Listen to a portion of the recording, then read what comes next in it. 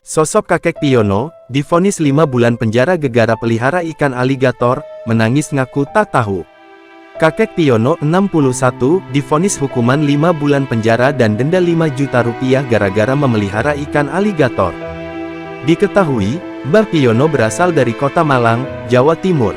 Piono dinyatakan bersalah melanggar pasal 88 junto pasal 16 ayat 1 Undang-Undang Nomor 31 Tahun 2004 tentang Perikanan.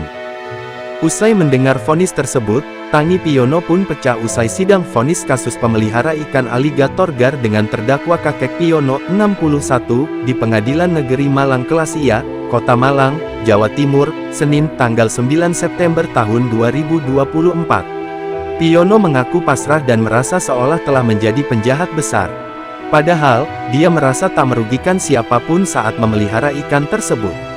Saya ini orang bodoh, tidak tahu apa-apa, sudah berusaha berbuat baik, hanya memelihara ikan itu tetapi di penjara, ini saya sudah seperti penjahat, kata Piono. Piono tak pernah menyangka jika ikan aligator yang ia beli 2006 lalu di pasar burung dan ikan splendid akan membawanya ke penjara.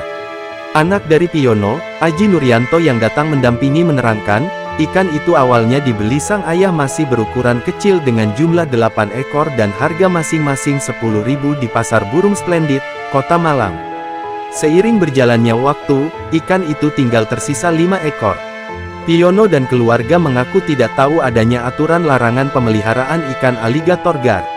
Memeliharanya sejak tahun 2006, jadi dipelihara kurang lebih 16 tahun, sedangkan aturan atau undang-undangnya itu baru ada sejak tahun 2020, ikan ini juga dijual di pasaran bebas, kata Aji.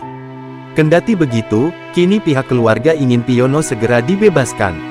Adapun ikan aligator gar itu biasa digunakan untuk membersihkan kolam ikan.